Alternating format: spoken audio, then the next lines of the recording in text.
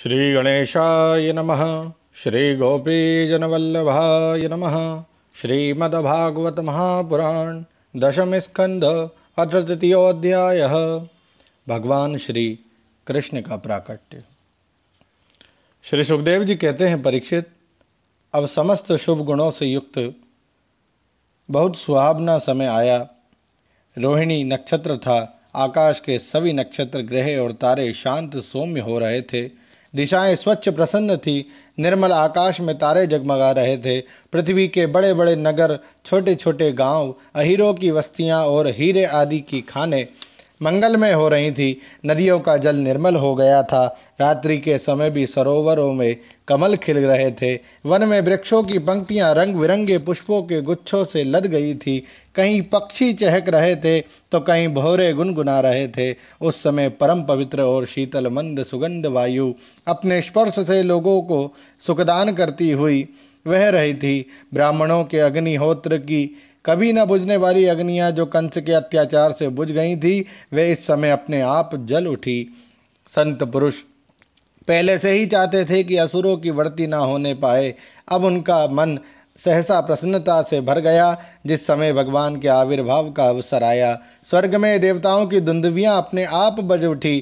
किन्नर और गंधर्व मधुर स्वर में गाने लगे और सिद्ध और चारण भगवान के मंगलमय गुणों की स्तुति करने लगे। विद्याधारियां अप्सराओं के साथ नाचने लगीं। बड़े बड़े देवता और ऋषि मुनि आनंद से भरकर पुष्पों की वर्षा करने लगे। जल भरे हुए बादल समुद्र के पास जाकर धीरे धीरे गर्जना करने लगे। जन्म मृत्यु के चक्र से छुड़ाने वाले जनार्दन के अवतार का समय था। निशीथ चारों ओर अंधकार का साम्राज्य था। उसी समय सबके हृदय में विराजमान भगवान विष्णु देवरूपिणी देवकी के गर्भ से प्रकट हुए। जैसे पूर्व दिशा में 16 कलाओं से पूर्ण चंद्रमा का उदय हो गया हो। वसुदेव जी ने देखा, उनके सामने एक अद्भुत बालक है। उसके नेत्र कमल के समान कोमल और विशाल हैं। 4 सुंदर हाथों में शंख, गदा, चक्र और कमल लिए हुए है। वक्षस्थल पर श्रीवत्स का चिन्ह है। अत्यंत सुंदर सुवर्णमयी रेखा है। गले में कौस्तुभ मणि झिलमिला रही है। वर्षाकालीन मेघ के समान परम सुंदर श्यामल शरीर पर मनोहर पीतांबर फहरा रहा है। बहुमूल्य वैदुर्य मणि के किरीट और कुंडल की कांति से सुंदर सुंदर घुंघराले बाल सूर्य की किरणों की समान चमक रहे हैं। कमर में चमचमाती करदनी की लड़ियां लटक रही है। बाहों में बाजूबंद और कलाइयों में कंकड़ शोभायमान हो रहे हैं। इन सब आभूषणों से सुशोभित बालक के अंग अंग से अनोखी छटा छिटक रही है। जब वसुदेव जी ने देखा कि मेरे पुत्र के रूप में तो स्वयं भगवान ही आए हैं, तब पहले तो उन्हें असीम आश्चर्य हुआ। फिर आनंद से उनकी आंखें खिल उठी। उनका रोम रोम परमानंद में मग्न हो गया। श्री कृष्ण का जन्मोत्सव मनाने की उतावली में उन्होंने उसी समय ब्राह्मणों के लिए 10,000 गायों का संकल्प कर दिया। परीक्षित, भगवान श्री कृष्ण अपनी अंग कांति से स्तुतिका ग्रह को जगमग कर रहे थे। जब वसुदेव जी को ये निश्चय हो गया कि ये तो परम पुरुष परमात्मा ही है, तब भगवान का प्रभाव जान लेने से उनका सारा भय जाता रहा। अपनी बुद्धि स्थिर करके उन्होंने भगवान के चरणों में अपना सिर झुका दिया और फिर हाथ जोड़कर वे उनकी स्तुति करने लगे। वसुदेव जी ने कहा, मैं समझ गया कि आप प्रकृति से अतीत साक्षात पुरुषोत्तम हैं। आपका स्वरूप है केवल अनुभव और केवल आनंद। आप समस्त बुद्धियों के एकमात्र साक्षी हैं। आप ही स्वर्ग के आदि में अपनी प्रकृति से इस त्रिगुणमय जगत की सृष्टि करते हैं। फिर उसमें प्रविष्ट न होने पर भी आप प्रविष्ट के समान जान पड़ते हैं। जैसे जब तक महतत्व आदि कारण तत्व पृथक पृथक रहते हैं, तब तक उनकी शक्ति भी पृथक पृथक होती है। जब वे इंद्रियां आदि 16 विकारों के साथ मिलते हैं, तभी इस ब्रह्मांड की रचना करते हैं और इसे उत्पन्न करके इसी में अनुप्रविष्ट से जान पड़ते हैं। परंतु सच्ची बात तो यह है कि वे किसी भी पदार्थ में प्रवेश नहीं करते। ऐसा होने का कारण यह है कि उनसे बनी हुई जो भी वस्तु है, उसमें वे पहले से ही विद्यमान रहते हैं। ठीक वैसे ही बुद्धि के द्वारा केवल गुणों के लक्षणों का ही अनुमान किया जाता है और इंद्रियों के द्वारा केवल गुणमय विषयों का ही ग्रहण होता है। यद्यपि आप उनमें रहते हैं, फिर भी उन गुणों के ग्रहण से आपका ग्रहण नहीं होता। इसका कारण यह है कि आप सब कुछ हैं, सबके अंतर्यामी है और परमार्थ सत्य आत्मस्वरूप है। गुणों का आवरण आपको ढक नहीं सकता, इसलिए आप में ना बाहर है ना भीतर, फिर आप किस में प्रवेश करेंगे? इसलिए प्रवेश ना करने पर भी आप प्रवेश किए हुए के समान दिखते हैं। जो अपने इन दृश्य गुणों को अपने से पृथक मानकर सत्य समझता है वह अज्ञानी, क्योंकि विचार करने पर यह देह गेह आदि पदार्थ वाग विलास के सिवा और कुछ नहीं सिद्ध होते। विचार के द्वारा जिस वस्तु का अस्तित्व सिद्ध नहीं होता बल्कि जो बाधित हो जाती है, उसको सत्य मानने वाला पुरुष बुद्धिमान कैसे हो सकता है?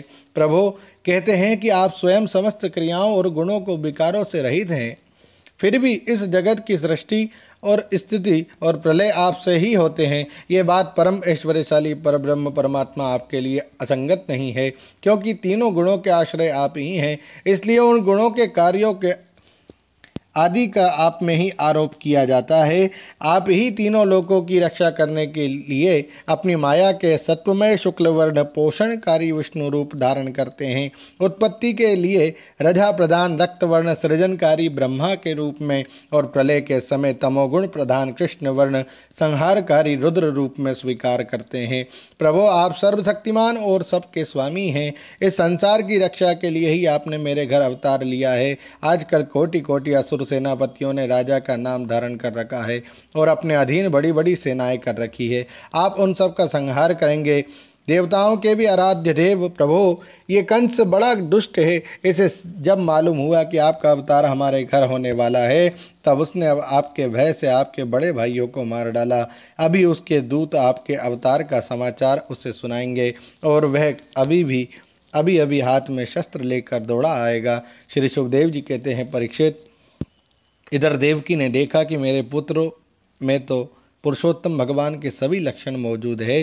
पहले तो उन्हें कंस से कुछ भय मालूम हुआ, परंतु फिर वे बड़े पवित्र भावों से मुस्कुराती हुई स्तुति करने लगी। माता देवकी ने कहा, प्रभो, वेदों ने आपके जिस रूप को अव्यक्त और सबका कारण बतलाया है, जो ब्रह्म ज्योति स्वरूप समस्त गुणों से रहित और विकारहीन है, जिसे विशेषण रहित अनिर्वचनीय निष्क्रिय एवं केवल विशुद्ध सत्ता के रूप में कहा गया है, वही बुद्धि आदि के प्रकाशक विष्णु आप स्वयं ही हैं। जिस समय ब्रह्मा की पूरी आयु 2 प्रारार्ध समाप्त हो जाते हैं, काल शक्ति के प्रभाव से सारे लोक नष्ट हो जाते हैं। पंच महाभूत अहंकार में, अहंकार महत्तत्व में और महत्तत्व प्रकृति में लीन हो जाता है। उस समय एकमात्र आप ही शेष रह जाते हैं। इसी से आपका एक नाम शेष भी है। प्रकृति के एकमात्र सहायक प्रभु निमेष से लेकर वर्ष पर्यंत अनेक विभागों में विभक्त जो काल है, जिसकी चेष्टा से ये संपूर्ण विश्व सचेष्ट हो रहा है और जिसकी कोई सीमा नहीं है, वह आपकी लीला मात्र है। आप सर्वशक्तिमान और परम कल्याण के आश्रय हैं। मैं आपकी शरण लेती हूँ। प्रभो, यह जीव मृत्युग्रस्त हो रहा है। ये मृत्यु रूप कराल व्याल से भयभीत होकर संपूर्ण लोकांतरों में भटकता रहा है, परंतु इसे कभी कहीं भी ऐसा स्थान ना मिल सका जहाँ ये निर्भय होकर रहे। आज बड़े भाग्य से इसे आपके चरणारविंदों की शरण मिल गई, अतः अब ये स्वस्थ होकर सुख की नींद सो रहा है। औरों की तो बात ही क्या, स्वयं मृत्यु भी इससे भयभीत होकर भाग गई है। प्रभु, आप हैं भक्त भयहारी और हम लोग इस दुष्ट कंस से बहुत ही भयभीत हैं, अतः आप हमारी रक्षा कीजिए। आपका ये चतुर्भुज दिव्य रूप ध्यान की वस्तु है। इसे केवल मांस मज्जामय शरीर पर ही दृष्टि रखने वाले देहाभिमानी पुरुषों के सामने प्रकट मत कीजिए। मधुसूदन, इस पापी कंस को यह बात मालूम ना हो कि आपका जन्म मेरे गर्भ से हुआ है। मेरा धैर्य टूट रहा है। आपके लिए मैं कंस से बहुत डर रही हूँ।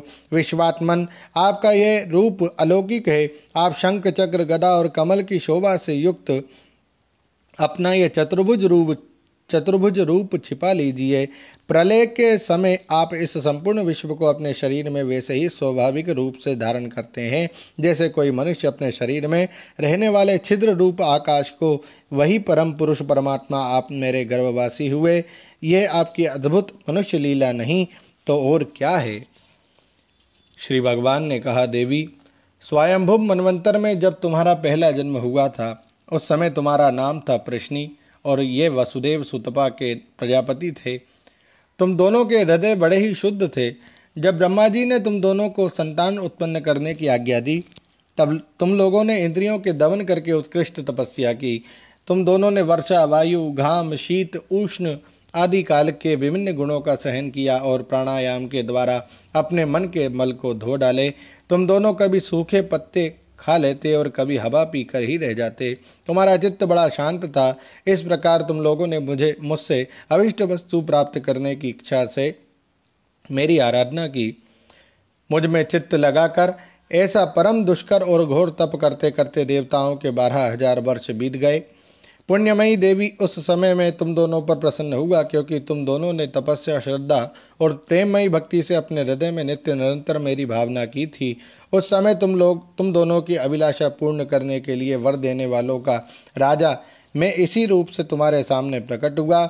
जब मैंने कहा कि तुम्हारी जो इच्छा हो मुझसे मांग लो, तब तुम दोनों ने मेरे जैसा पुत्र मांगा। उस समय तक विषय भोगों से तुम लोगों का कोई संबंध नहीं हुआ था, तुम्हारे कोई संतान भी ना थी।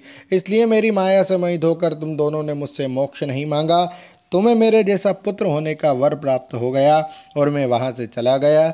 अब सफल मनोरथ होकर तुम लोग विषयों का भोग करने लगे। मैंने देखा कि संसार में शील, स्वभाव, उदारता तथा अन्य गुणों में मेरे जैसा दूसरा कोई नहीं है। इसलिए मैं ही तुम दोनों का पुत्र हुआ और उस समय मैं प्रश्नी गर्भ के नाम से विख्यात हुआ। फिर दूसरे जन्म में तुम हुई अदिति और वसुदेव हुए कश्यप। उस समय भी मैं तुम्हारा पुत्र हुआ। मेरा नाम था उपेंद्र। शरीर छोटा होने के कारण लोग मुझे बामन भी कहते थे। सती देव की तुम्हारे इस तीसरे जन्म में भी मैं उसी रूप से फिर तुम्हारा पुत्र हुआ। मेरी वाणी सर्वदा सत्य होती है। मैंने तुम्हें अपना यह रूप इसलिए दिखला दिया है कि तुम्हें मेरे पूर्व अवतारों का स्मरण हो जाए। यदि मैं ऐसा नहीं करता तो केवल मनुष्य शरीर से मेरे अवतार की पहचान नहीं हो पाती। तुम दोनों मेरे प्रति पुत्र भाव तथा निरंतर ब्रह्म भाव रखना। इस प्रकार वात्सल्य, स्नेह और चिंतन के द्वारा तुम्हें मेरे परम पद की प्राप्ति होगी। श्री सुखदेव जी कहते हैं, भगवान इतना कहकर चुप हो गए। अब उन्होंने अपनी योग माया से पिता माता के देखते देखते तुरंत एक साधारण शिशु का रूप धारण कर लिया। तब वसुदेव जी ने भगवान की प्रेरणा से अपने पुत्र को लेकर सुतिका गृह से बाहर निकलने की इच्छा की। उसी समय नंदपत्नी यशोदा के गर्भ से उस योग माया का जन्म हुआ, जो भगवान की शक्ति होने के कारण उनके समान ही है, जन्म रहित है। उसी योग माया ने द्वारपाल और पूर्ववासियों की समस्त इंद्रिय वृत्तियों का चेतना को हर ली। वे सब के सब अचेत होकर सो गए। बंदीगृह के सभी दरवाजे बंद थे। उनमें बड़े बड़े किवाड़, लोहे की जंजीरें और ताले जड़े हुए थे। उनके बाहर जाना बड़ा ही कठिन था। परंतु वसुदेव जी भगवान श्री कृष्ण को गोद में लेकर ज्यों ही उनके निकट पहुँचे, त्यों ही वे सब दरवाजे आप अपने आप खुल गए। ठीक वैसे ही जैसे सूर्योदय होते ही अंधकार दूर हो जाता है। उस समय बादल धीरे धीरे गरज कर जल की फुहारें छोड़ रहे थे। इसीलिए शेष जी अपने फनों से जल को रोकते हुए भगवान के पीछे पीछे चलने लगे।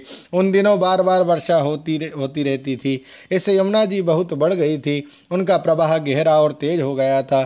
तरल तरंगों के कारण जल पर फेन ही फेन हो रहा था। सैकड़ों भयानक भंवर पड़ रहे थे। जैसे सीतापति भगवान श्री राम जी को समुद्र ने मार्ग दे दिया था, वैसे ही यमुना जी ने भगवान को मार्ग दे दिया। वसुदेव जी ने नंद बाबा के गोकुल में जाकर देखा कि सब के सब गोप नींद से अचेत पड़े हुए हैं। उन्होंने अपने पुत्र को यशोदा जी की शैया पर सुला दिया और उनकी नवजात कन्या लेकर वे बंदी गृह में लौट आए। जेल में पहुंचकर वसुदेव जी ने उस कन्या को देवकी की शैया पर सुला दिया और अपने पैरों में बेड़ियां डाल ली तथा पहले की तरह वे बंदी गृह में बंद हो गए। उधर नंद पत्नी यशोदा जी को इतना तो मालूम हुआ कि कोई संतान हुई है, परंतु वह ये ना जान सकी कि पुत्र है या पुत्री, क्योंकि एक तो उन्हें बड़ा परिश्रम हुआ था और दूसरे योग माया ने उन्हें अचेत कर दिया था। भगवान श्री कृष्ण ने इस प्रसंग में यह प्रकट किया है कि जो मुझे प्रेम पूर्वक अपने हृदय में धारण करता है उसके बंधन खुल जाते हैं, जेल से छुटकारा मिल जाता है, बड़े बड़े फाटक टूट जाते हैं, पहरेदारों का पता नहीं चलता, भव नदी का जल सूख जाता है, गोकुल इंद्रिय समुदाय की वृत्तियां लुप्त हो जाती है और माया हाथ में आ जाती है। ओम नमो भगवते वासुदेवाय। श्रीमद्भागवते महापुराणे परमहंस्यां संहितायां दशमस्कन्धे पूर्वार्धे कृष्णजन्मनि तृतीयोऽध्यायः। श्रीराधाकृष्णार्पणमस्तु। हरये नमः, हरये नमः, हरये नमः। जय श्री कृष्ण, जय जगन्नाथ।